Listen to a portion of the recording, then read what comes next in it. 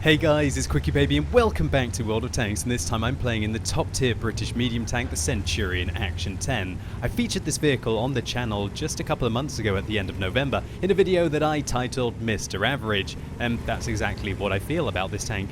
It's not great at anything, but it's not bad at anything either. It's just an all-round tier 10 performing medium vehicle. If you want to know more about the tank and the ins and outs of the statistics and how I feel like my opinion of it has changed since the FE4202, I recommend you go and check out that video, because this one is going to be focused more on the meta of Malinovka and also the fact that I am still learning. I have made quite a lot of mistakes in this replay and I definitely want to highlight them.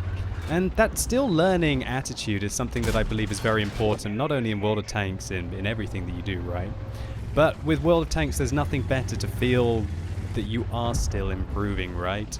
A lot of people might think, well, haven't you got to where you want to get? Well, I don't think if I was to rest on my laurels I would be enjoying this game as much as I do now. Sure, I might not play so much for the statistics of the game, but it's more of a case of just trying to learn and to get better and to refine what you do. And I think that kind of an attitude makes the game especially enjoyable. Now, Malinovka here, at the moment we're just trying to keep the distance with our opponents. We're trying to use our very decent view range, the 410 meters base view range on this tank, that when we combine that with good crew skills and also the pudding that we're using on this vehicle, I don't even think I need to use coated optics on this tank to be able to get up to a very decent view range. So this location for me is very important. You always want to have somebody harassing these bushes. As long as you don't get a medium tank above you on this ridgeline or something with good gun depression that plays very aggressively there, this position is just dominant. Not only are you spotting all the way here, you can quite often get easy shots on opponents that try to make their way towards the buildings here at the beginning of the game. Now you see me going into this location which looks a little unusual. Now if we were playing standard Malinovka, that would be a terrible mistake. If I went to this position on standard Malinovka, all the people around here and the people still on those buildings would be able to shoot right across at me. However, because it's an encounter, the locations that you can use are completely different. You've got to be thinking of it as more of an east-west kind of fight from the location that I was in, rather than the sort of the north-south fight that you would have on the standard map. Now, having got bored of shooting at vehicles up on the hill and feeling that their lightly armored tank destroyers are now in more defensive locations, I decided to get myself into a position to punish these German heavy tanks that have been caught out in the open. Now my first round, APCR. Second round, APCR. And now you're going to see me fire a lot of heat rounds. Now at long range, heat will be your best bet for getting through thick and flat armor. Apart from when the accuracy is like that, hey. The 330 millimeters of penetration on this gun should be more than enough to be able to punch through the German armor as long as I can hit them in the correct places. So you see me aiming at the turret of the E75 there. Unfortunately, the shell dips, or maybe my aim was just a pixel or two off, and so we don't manage to hit him. Earlier you saw me aiming at the lower plate of the E100. When the E100's turret is angled away from us, we're best to shoot at the lower plate, but when his turret is quite towards us like that, we should be able to, or when he's facing his turret directly towards us, we should be able to pen the front plate of the E100. However, unfortunately, we don't manage to, and I think I just wasted about 5 or 6 heat rounds there, doing absolutely no damage after the initial standard APCR round that I fired. Now I load an APCR round, and would you believe it?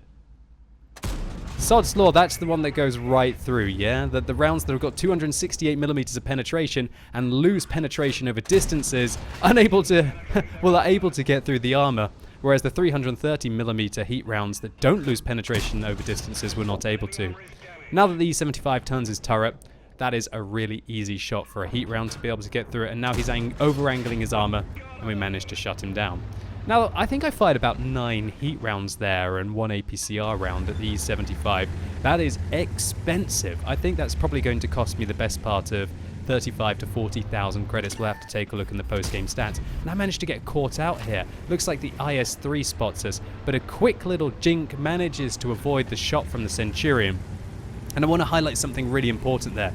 When you're getting shot at by a tank, it's very important to either drive directly towards them or directly away from them if you're wanting to avoid the shell altogether. You never want to be driving 90 degrees to their left or to their right and in a straight line, because it's much easier to aim at a target that's moving like that than it is to aim at a target that's moving directly towards you or away from you, as long as it's wiggling. Now this IS-3 is in a very bad situation here. I know that he fires, probably about 4 to 5 rounds a minute with his 390 alpha damage, whereas I am firing just under 7, and with good cruise skills and a good equipment loadout on this vehicle, then he is pretty much firing maybe half of the amount of rounds that I'm firing. And that just gives you so much confidence when you're in your tier 10 medium tanks that when he misses, you can punish him twice, and that's absolutely brutal. So having dealt with the IS-3 and locked down this flank, I decided I don't want to sit there. And that's because, well, firstly, this is a very close matchup. Gosh, 48% is always tricky. But there's a very scary Batchatty on the enemy team that we're going to have to watch out for. And I feel like I got myself isolated in that dip. I was worried that the Batchat, who has not been spotted for a while, would most likely pop down, pop around, and try and flank me. I blind fire that bush because the Centurion 1 is likely to be up there. You've always got to make sure that you never get caught out and isolated by autoloaders. And the Batchat 25T at tier 10 is certainly one of those. If he manages to put all 5 105mm rounds into me, that is exactly a 50-50 whether he's going to kill me or not. And that's not including maybe a little bit of ram damage that he would do to me even though he's the lighter tank, or if he'd set me on fire, or alternatively, if one of the vehicles on his team gives him a little bit of supporting fire as well. So I've come back into this location. I want to try and get some more shots into the Centurion, and I'm thinking that the enemies might decide to try and push down the hill, but I get spotted. Absolute disaster. I put one into the side of the T-32, and there he is, the Batchat, exactly where I thought he would be and why I went away from that location, puts 2 heat rounds into the side of my tank, and I get spotted again. Now I make my way over the ridge, I fire on the move at the Centurion, great shot there, punishing him. And now I've turned it again into, should we say, an east-west kind of defensive location. Hopefully where I'm not going to get shot at from the hill, and hopefully where the Batchat isn't going to put the remaining 3 rounds in his magazine into me. And I only really have to worry about the Centurion in that position, as most of the enemy vehicles are spotted, either camping behind the rock where the E100 is, or alternatively all the way up on the hill. Now unfortunately, looks like our E100 dies on top of the hill, and so we have lost all of the presence there. But what I'm going to do is I'm going to try and work with my AMX 5120. And why you see me doing this is it's very important. If I was to... Obviously the Batchat being here has view range all the way up until in a circle around here.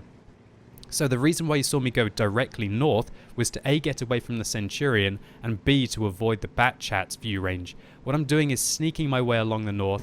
I get the 5120's attention, and he's coming with me. And now I know that even if the Batchat does put 3 rounds into me and manages to kill me, he's not going to do more than another couple of rounds to the AMX 5120, who should be able to finish him off. And I have no idea what health the Batchat is on at the moment. This ridgeline is absolutely beautiful for sneaking up on your opponents. You could catch some glimpse through the bushes here, spot them, and then be able to push onwards. And so against a Batchat, what I want to do is I want to have a ridgeline between me and the Batchat. I have better aim time, I have better accuracy, I have armor that can ricochet him, and he has armor that can certainly not ricochet me. So that's the plan right now. But I also want to try and keep a ridgeline from anyone who's opposite me on the field over there. So we found the Batchat in the open. This is the perfect situation for us. I'm also thrilled to see that he doesn't have full health. Puts a heat round into our turret, rather lucky that he hit that, but there you go. Great assassination, but gosh, it's not over yet. The IS-7 is in a good position here too.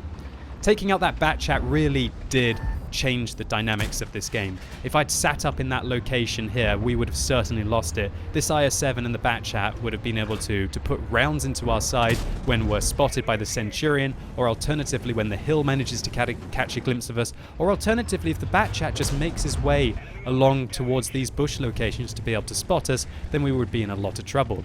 By attacking him and by controlling the engagement using the ridgeline, and also making sure that even if I was to die to the autoloader, the 5120 would be the one to finish him off. I at worst have an equal trade, i.e. me for him. And now that he's down, I do feel a lot safer in this game. No autoloaders left on the enemy team, not really much mobility left on the enemy team apart from the T-54. but I'm in a rather tricky situation here against the IS-7. And I'm wishing that the 5120 would push and take a shot so that then I could be able to make my way around the corner.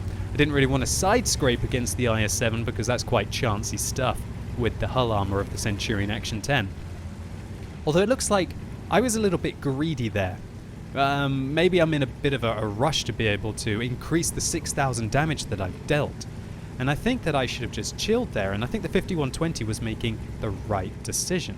The 5120 realized that the IS-7 was leaving the whole of the rear of his tank in the open for all of the tank destroyers that were spotted towards the north, so why would you take the extra 490 hit points worth of damage, I guess, if he can just wait to allow the tank destroyers to be able to finish him off. So good play there by the 5120. Looks like that E100 is firmly behind that rock. We're unable to get a shot on him, even though we have caught a glimpse at him.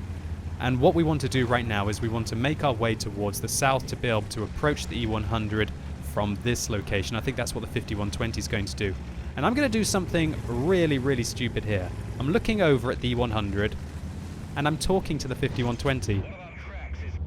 How do I bounce in the water? I thought that I should have died there. Near panic, 3 seconds left as I managed to get out of the water. And the 5120 is laughing at me here. Well, he's saying some other things at me in the chat. He's not actually laughing.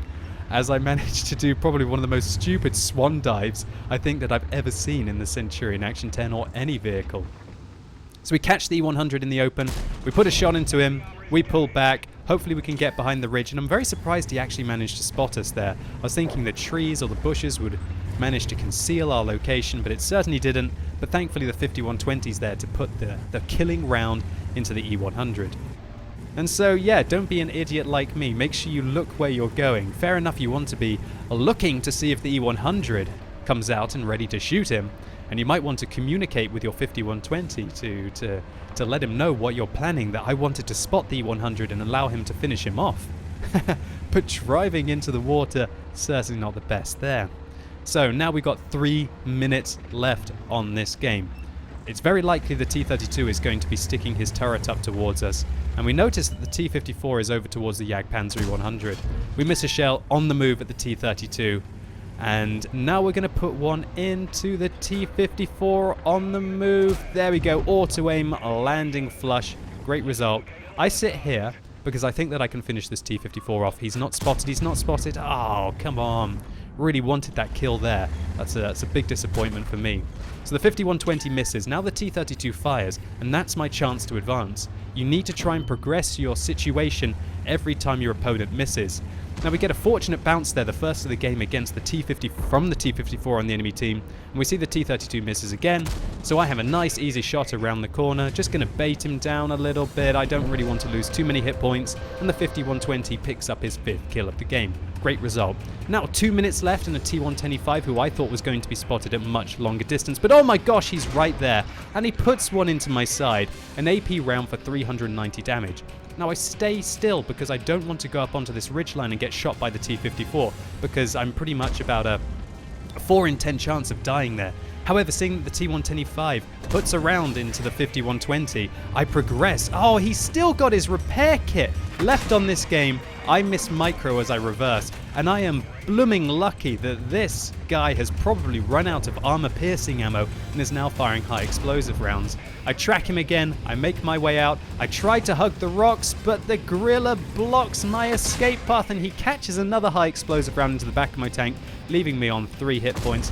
What an absolutely crazy, crazy, crazy final engagement that was, that certainly didn't need to be as close as it was. And do you know what? If me and the 5120 had got a little less lucky there, or me getting lucky, the 5120 didn't really get lucky, he played it as well as he could, then I'm pretty sure that the Jagdpanzer and the Gorilla and the WTF Panzer IV might not have been able to make it up onto the hill in time to be able to take out the T-125 in the remaining minute of the game. So what an absolute roller coaster monster of a ride this round was. We saw some really great things, i.e. awareness, the positioning, the way that I used this location to extend out our view range, then fall back over here to secure a flank, then fall back again to avoid the bat chat assassination, then gather a trusty friend in the form of Divpluxness, and then take him along a safe way to be able to assassinate the bat chat, taking him out the game, then an IS-7, and securing a key flanking maneuver. But there are also two really ugly things in this replay. Number one, look where you're going. I cannot honestly believe that I didn't crash and burn in the water. I should thank my lucky stars that for some reason my vehicle bounced. And then my fight at the end of the game was far from graceful against the T110E5. My first tracking shot was awesome. I locked him in place and I thought, there's no way somebody's still got their repair kit 13 minutes into the game in a T110E5 that's on half health, right? But he certainly did, and from there I panicked, and I'm just lucky that the 5120 was in a position to be able to finish him off, and for some reason he stopped firing AP and fired high explosive at me. I don't think it would have lost us the game, because it's very unlikely the T110E5 would have managed to kill the tank destroyers who were lower down, but they certainly wouldn't have been able to get up at him, especially if he killed the 5120 and then fled his way towards the southeast. And a draw would have certainly left a rather sour taste in my mouth from this kind of a damage result. And that's really the key outcome that I want to portray in this video. I certainly am still learning. I think everybody makes mistakes in World of Tanks, and it's just whether you manage to recognize them and critically analyze them, and hopefully try and make a few less next time. So certainly a solid result for the Centurion Action 10, a Confederate medal for assisting our allies in destroying at least 6 opponents, a high caliber for the 9,014 damage that I dealt, and an ace tanker for 1,304 base experience points. But I did actually lose credits playing this game, even with a premium account,